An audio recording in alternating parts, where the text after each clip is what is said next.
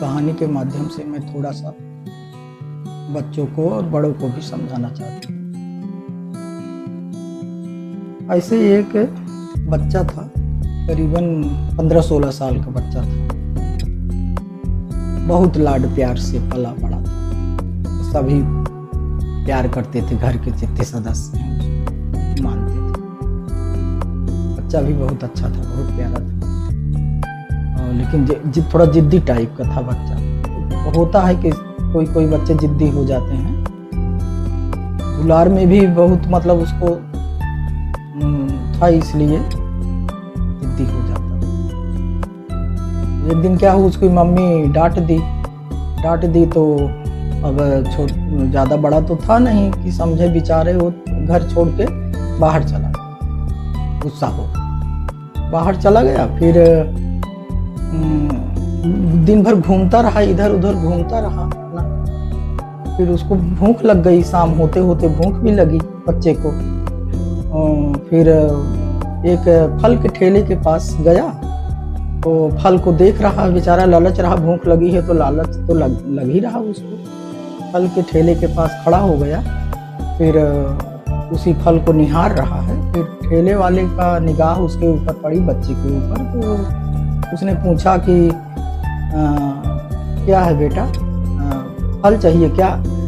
तो बोला कि मुझे भूख लगी है लेकिन मेरे पास पैसा नहीं है। तो बोला अच्छा कोई बात नहीं, ये लो। तो 2 केला दे दिया, खाया, लेकिन रोते रोते मतलब दुखी मन से खाया, उसका मन बहुत दुखी था।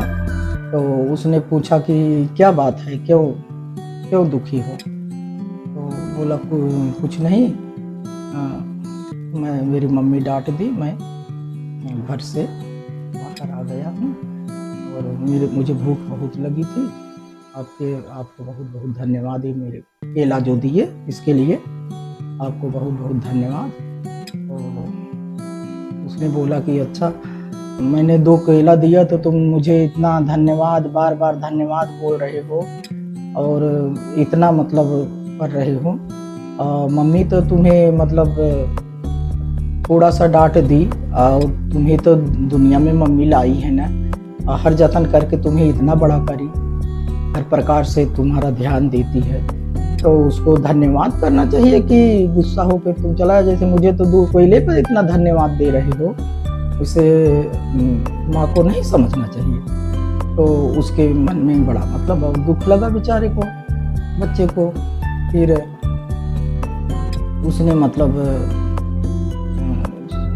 दुखी हुआ और दुखी होके फिर घर आ गया, लौट आया घर आया। जैसे ही घर आया वैसे ही माँ बोली कि अरे बेटा कहाँ घूम रहे हो, दिन भर बिता दिए भूखा प्यासा, चलो खाना खाओ। तब उसको मतलब लगा कि देखो माँ परेशान हो रही है, और माँ की अहमियत और घर के सदस्यों की अहमियत में समझा ही नहीं।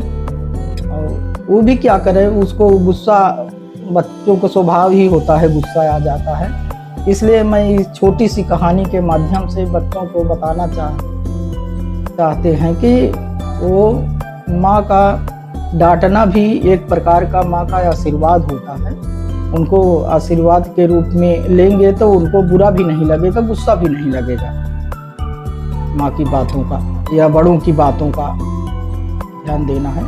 और पेरेंट्स तो हमेशा बच्चों की भलाई चाहते हैं ना, भलाई के लिए ही डांटते फटकारते हैं।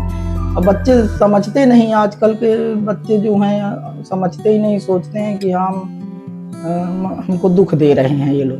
दुख क्यों देंगे भाई?